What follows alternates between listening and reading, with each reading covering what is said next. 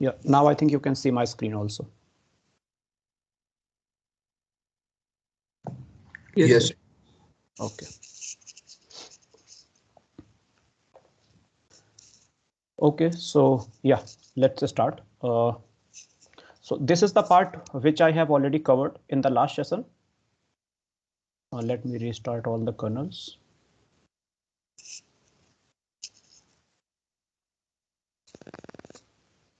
So I'll be running these lines, and if you have any doubt in that, you can ask. So here I'm just importing libraries.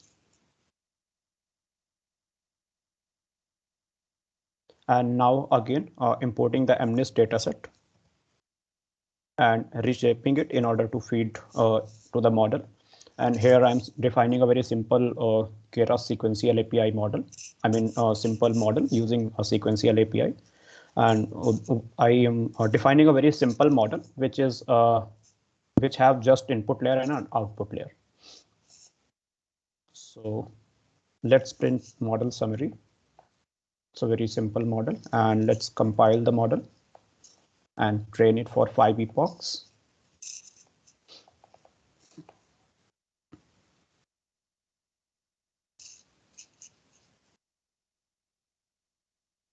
So if you wanted to check the weights and biases associated with this model, whatever weights and biases are available after the training, you can see using this command model.layer. And if you wanted to see the layers, you can just print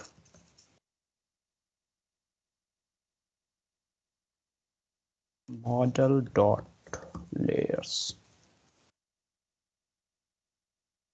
Yeah, so it will give all the available layers.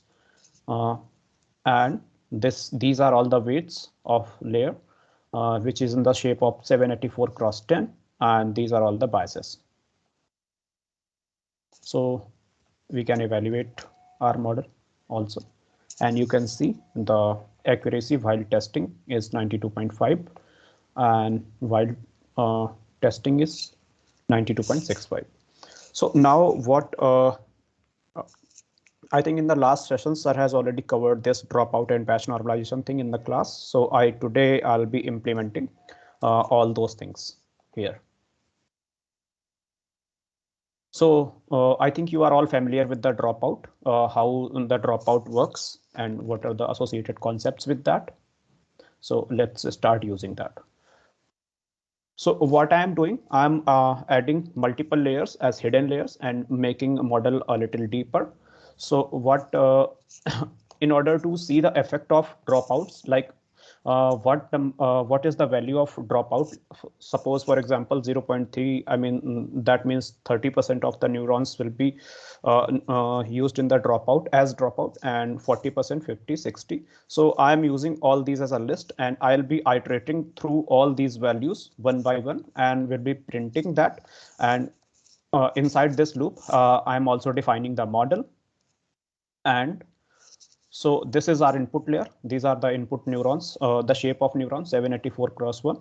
And this is our first hidden layer. And after this first hidden layer, we are in the first hidden layer, we are passing all the neurons through the ReLU activation. And yes, today I will also be discussing the what happens if you use the activation as a sigmoid here in place of ReLU, and what will be the effects on the training of weights. And I'll that also I will be discussing today. So for now, we are defining our first layer. These are the number of neurons what we are taking here as 5, 10, and 12 in the hidden layer 1, and using a dropout layer again in the hidden layer 2, 256 number of neurons, and using a dropout as D, and these D will be taken from this loop.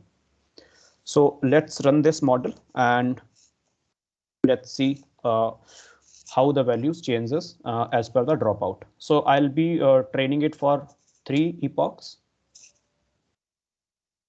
and you will be able to see that when the dropout is 0.3 and what is the actually accuracy.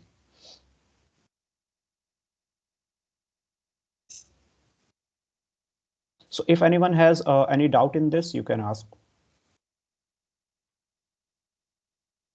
I mean, till the training is happening.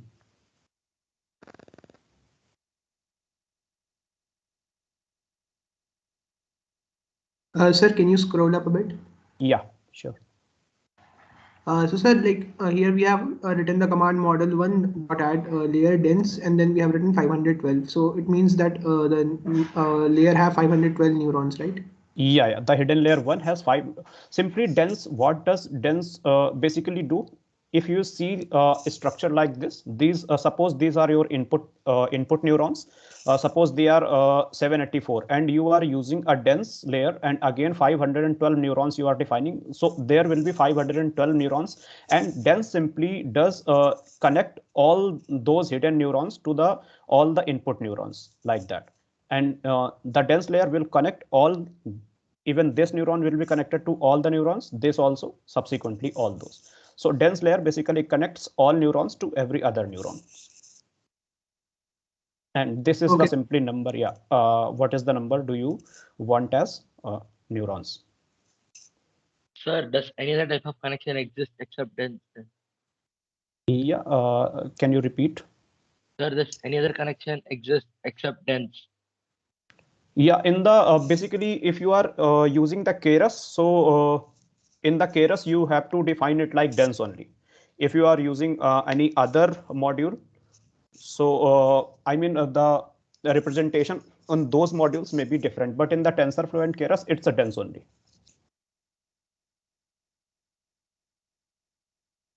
Sir, Yes, sir, I understood that, but why isn't it like a default? Like, why, Yeah. like, do we have any other connection except dense? So you want to know like how many layers you have. Basically, dense is a simply layer. And if you wanted to know like how many layers in we have in the Keras, we can simply go there and look at like in the layers API.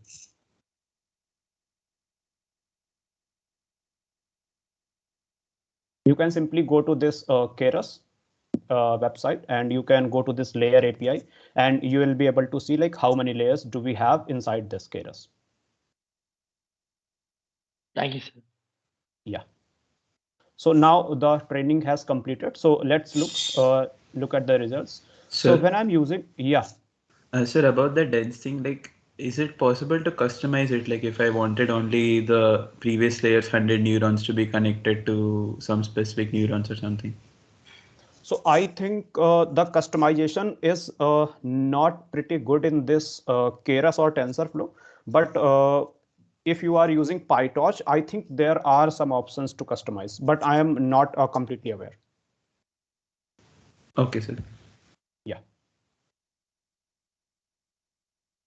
So let's analyze the results. If you are using the dropout as 0.3, so your training accuracy is 0.97 and dropout as 0.4. So you can see that as you are choosing the values of dropouts differently, so your accuracy is consistently changing.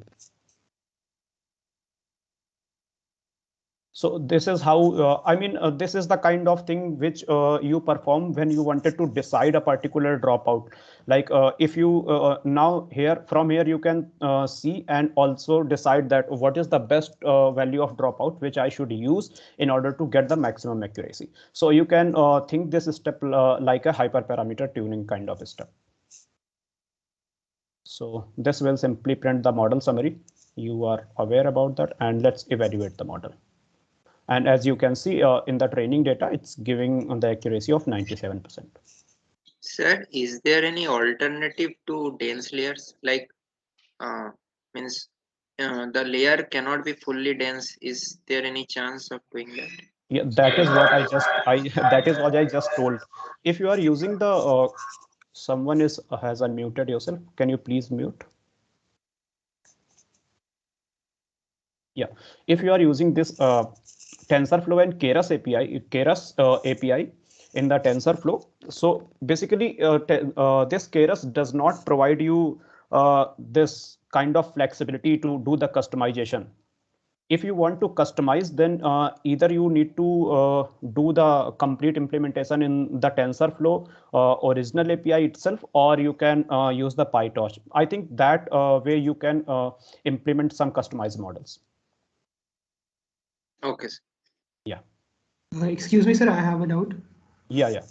So like while we train that model, we are getting some accuracy, right? But Yeah. since we don't have any test data in the above iterations, Yeah. so like do we get that accuracy on the training, like while training Yeah. itself? Yes. This accuracy is while training itself. And in the test data, there we are checking the accuracy in the test data. In the already trained models parameters, we are evaluating our model in the test data. So now let's sir, move. what is the Yeah. dropout in the final like Yeah, this the final 40? dropout will be this 0.6. Okay, sir. Yeah. So let's look at the batch normalization.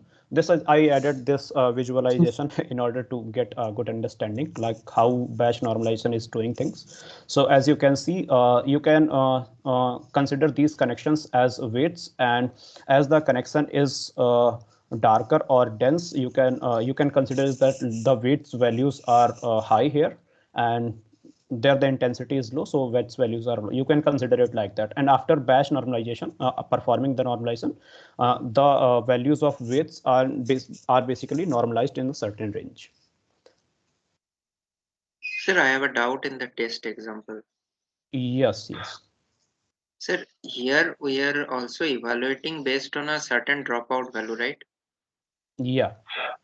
So which dropout we are taking actually? The 0.6.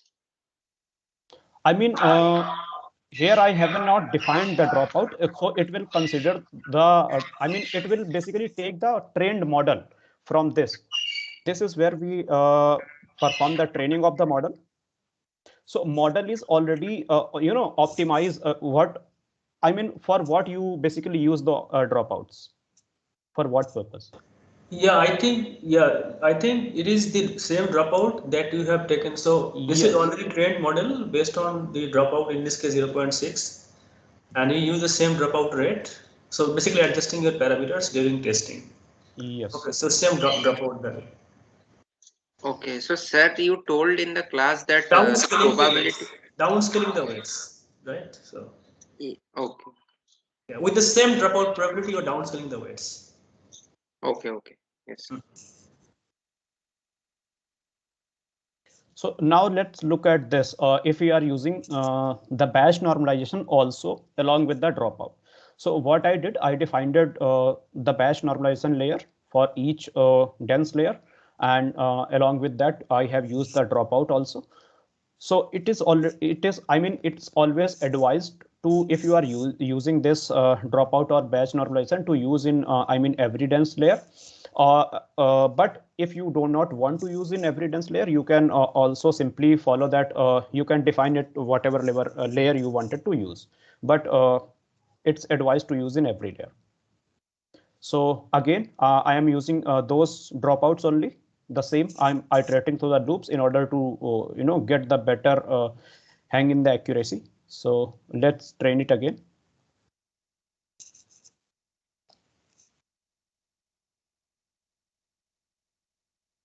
And again, like why we are using batch normalization.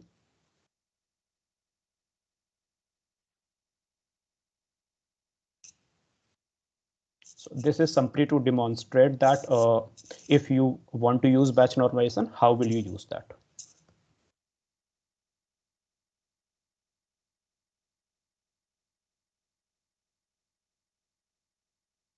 So, sir, in this we are training our model with different dropouts and selecting the model with best results, which.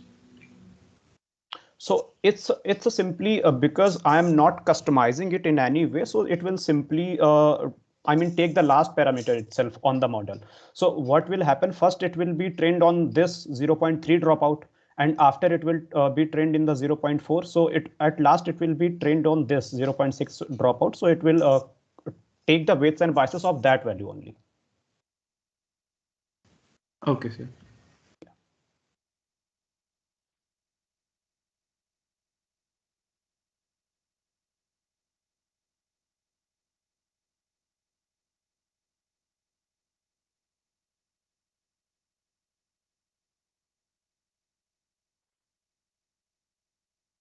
So now, I mean, here you can already see the results for the different values of dropouts. Accuracy is differing.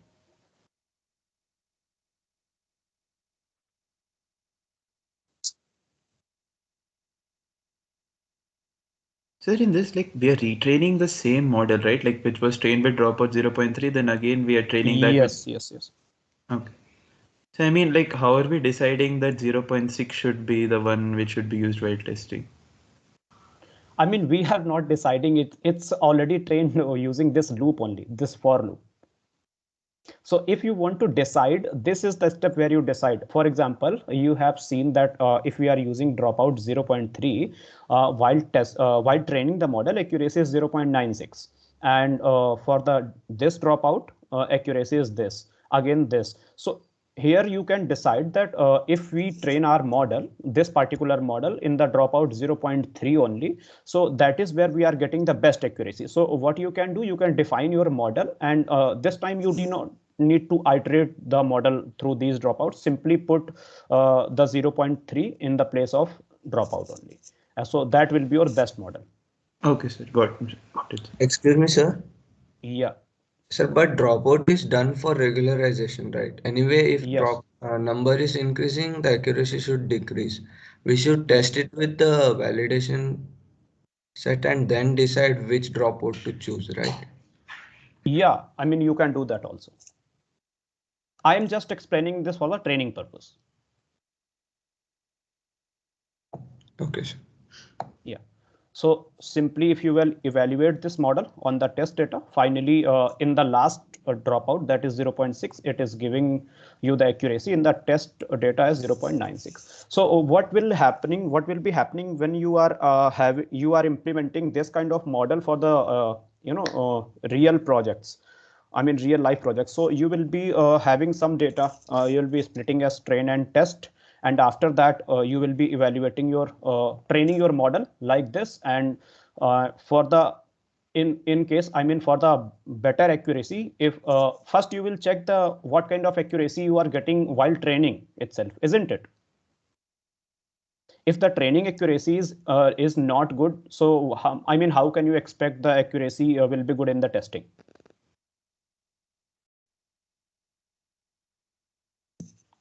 So that is what I just wanted to explain. So now you have seen that we have simply used these layers like keras dot layers dot dense, and we have defined these number of neurons. So we have simply explained that the model is automatically defining or taking the values of weights randomly. So there are some methods, basically how model decides like what value of weight I should initialize for the model. So there are number of methods by which the model decides, but the default method in case of Keras is this Glorot normal initializer, or all this is also known as Xavier normal initializer. So this is the default setting in the Keras. So it will always populate the values of weights based on this method only. So what is this method basically draws the samples from a truncated normal distribution centered on 0 with the standard deviation of this. So this is the formula for a standard deviation, and these are all the variables. Fan in is the number of input units and in the weighted tensor, and fan out is the number of output units in the weighted tensor. So I am just explaining two most popular method to initialize your weights. One is this Xavier normal method, and again the another is He normal initializer method. And if you wanted to know like how many number of methods are there for you to you can, I mean, using them you can initialize the weights, you can simply go to this layers.initializers in the Keras. So here, these are the number of methods available in initializers by which you can simply assign the weights to your method. So random, yeah. So that initialization will be based on emulating the local minima. Like, why do we use this special initializer function? So I mean, this spatial initializer function is basically, I mean, these different initializer function will initialize the random values of weights based on certain calculations over which they are defined. For example, yeah, this, for example, this method, this Glorot normal initializer will use this kind of mathematical method to decide like how it is populating the weights, weight matrix with the weight values. And he normalization will use this formula in order Yes, to. sir. Like I'm asking, is it used for faster convergence or like for Yes, what? yes. I mean, it's again, you can consider it like that. For example, if your model is not giving the better performance, and so you can try initializing weights using different methods, and you can always check the results. For example, for in this example, I have initialized the weights using he normal, just he normal initializer, and in the another example which I'll explain later, I have initialized the weights using random normal class. So I mean, using different techniques, you can always check like how your model is performing for different cases, and you can simply go with the better method. So basically, these two are the best methods which basically you know, I mean, achieve the better performance in almost every cases, like this Glorot normal initializer and Xavier. So now let's define how you can use these layers. So in order to use this, you simply initialize using this command tf.keras.initializer.glorot normal. So this will initiate this this Glorot normal initializer. And now again, in while defining layer, you can pass this parameter kernel initializer at as this initializer, or simply if you do not want to define it like that, so there is always a method like short method like that by which I have defined this key normal. So simply you can define by that way also. So again, there is another initializer. So this initializer is the default initializer, this Glorot. So whenever you are not defining the kernel initializer, the Keras is by default defining your weights using this method. So now what I will be doing, I'll be initializing the weights using this he normal initializer. So I'll define this. So in the parameters, while passing the parameters in the dense layer, there is an option to pass this kernel initializer, and I'll simply use he normal in order to populate the weight matrix using this method. And let's see. This is how we can define the model. Again, print the model summary, compile the model, and fit.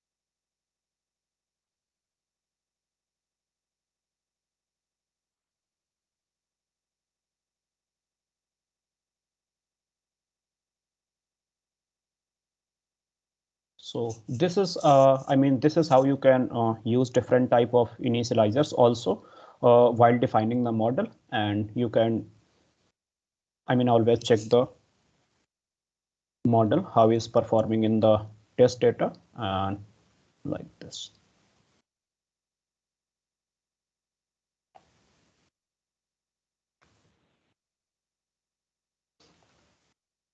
So this is the accuracy while training. This is the accuracy while testing. So now what I want, I'll just explain, like if you wanted to extract the weights and biases after every layer from your model. If you just wanted to look at the values, like what are the weights after each layer, so you can simply get access to the layers. Like in this model, I have defined these many layers: dense, dropout, and again this dense to map the output. So if you wanted to, if you have already named your layers also, like for example, I have named the layers, the first hidden layer I have named as first hidden layer. So you can access using layers using this method also, model1 dot get layer, and you can pass the name of layer and yeah, simply dot.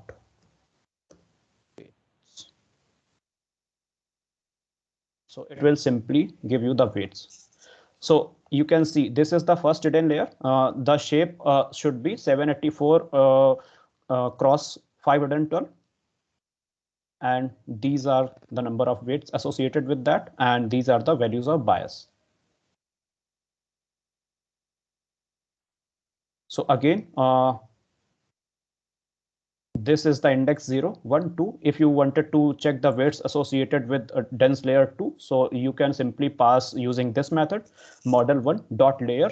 Again, this is another kind of method to get the weights, pass the index value and dot access the weights and access the bias. And this method I have already explained using, if you have named your layer, so you can simply extract the weights using dot layer.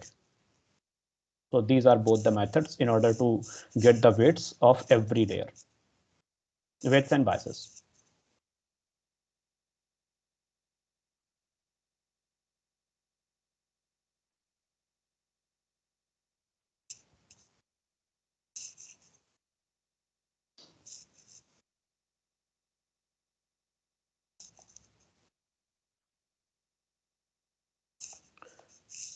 So yeah, now what I want to explain, like what will happen if you use the activations as a sigmoid while training your model.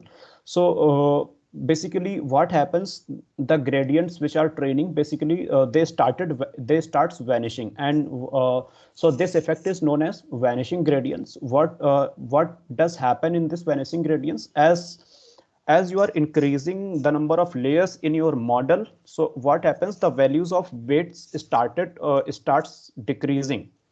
So in the first layer, the values of weights will be higher, and in the next subsequent layers, the value of weight will keep on decreasing, keep on decreasing only, and it will affect the accuracy of your model. So it's not advised, it's never advised to use sigmoid while training. And it's so in order to check like what is the what is happening and how the weights are decreasing, I have defined this a simple example. So for that, I am taking this make circles dataset from sklearn library, and now let's look at this dataset, how it will look. So this is our X vector. Basically, there are two values.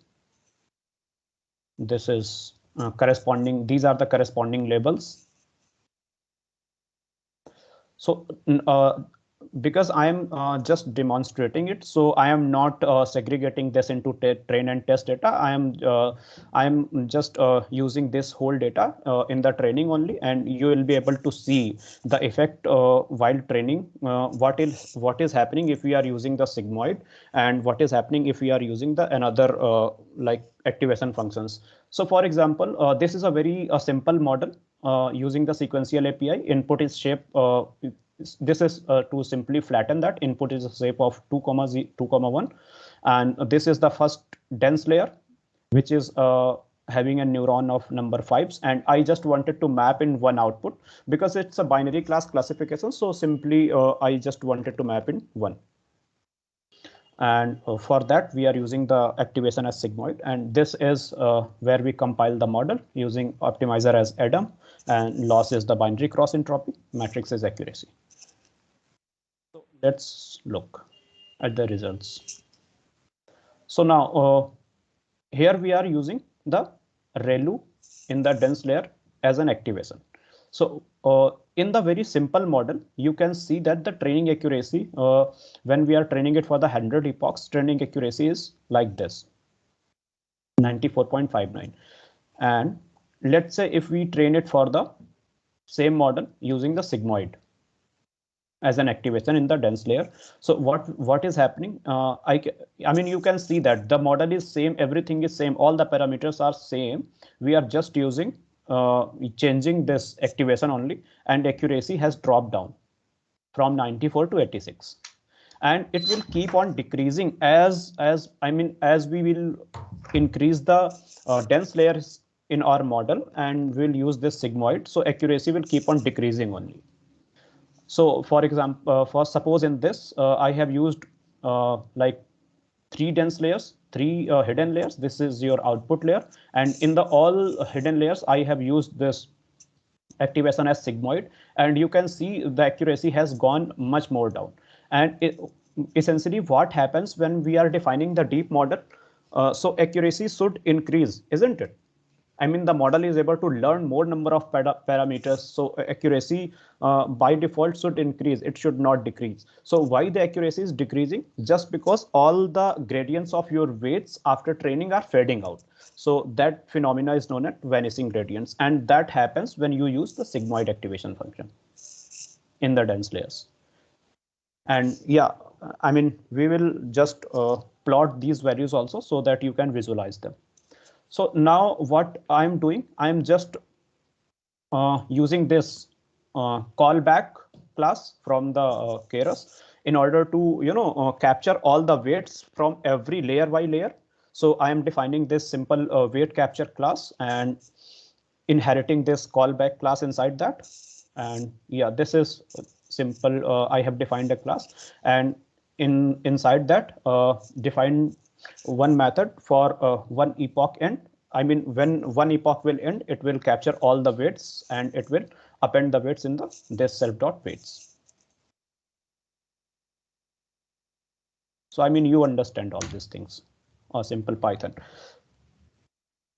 Now what I am doing, in order for not to define the model again and again, I am just simply creating a function for the model in which I'll just pass the activation and initializer and the name of the layers. So I am defining a function inside that, just creating the model as sequential input as like as this, and for the every layer I am defining the name.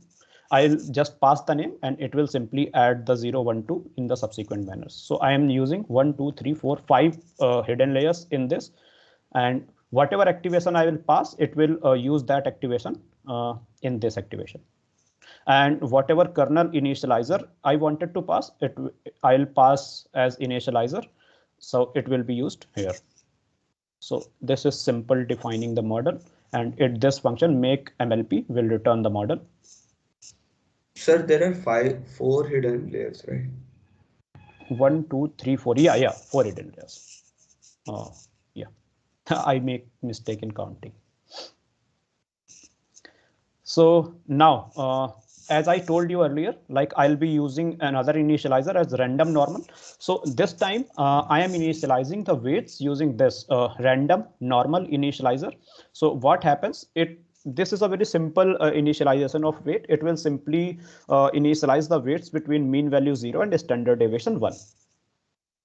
So this is the layer tf.keras.initializer.random normal. So in this method, I am using this random normal and batch size of 32, and I'll be training for 100 epochs. So let's make the model. So first instant, what I am making a model using this sigmoid as an activation layer.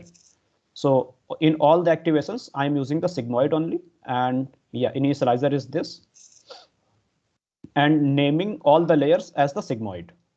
And again, doing the same thing using this weight capture class, passing this model. So it will capture the weights after ending of each epoch. And this is where I compile the model using the optimizer at RMSProp. You can use Adam also, and whatever you find good. I mean, this simply you need to try out every optimizer and whatever is giving the best result. So just to demonstrate, I am using RMSProp in this, so that you get familiar with all kind of optimizers, and loss is binary cross entropy. And let's fit the model in our data and let's see how it's doing.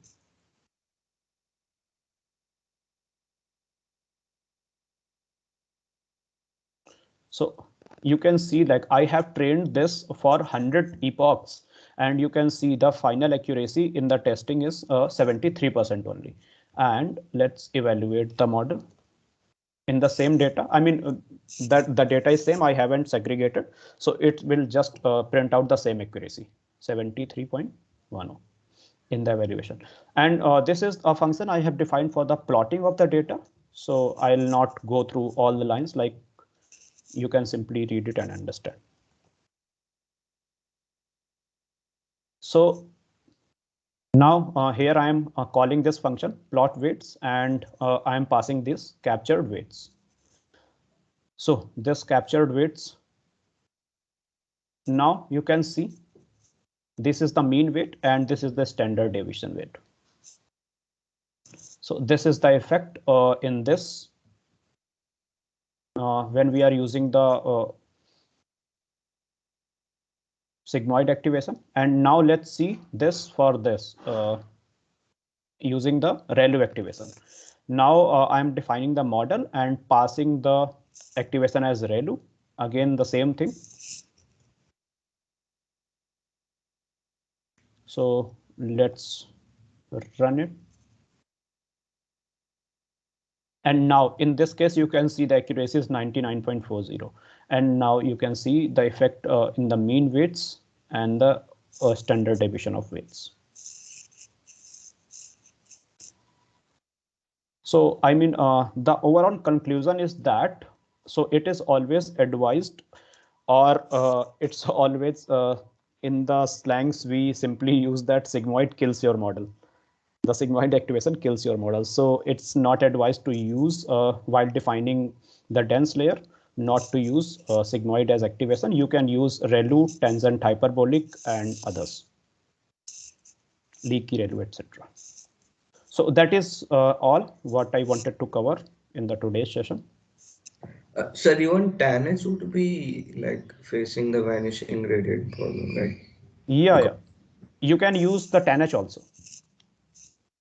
So I mean, apart from sigmoid, every other, this activation will give the better accuracy.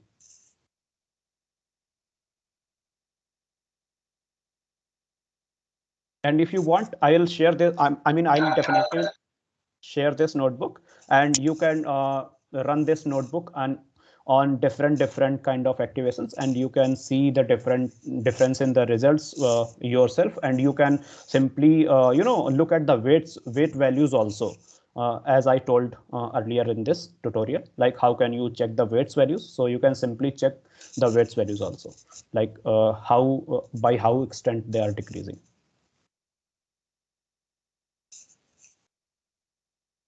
So, sir, are you there? Yes, Animesh, I am here. So, sir, I have completed the tutorial. All right. If they do not have any question, then I will be just uploading this assignment in MS Teams assignment folder within a few seconds. Okay, 30 seconds. I should stop the recording now, I think. Yeah, you can stop the recording, and I asked them to go through it. If they have any doubt, I can clarify them, and then they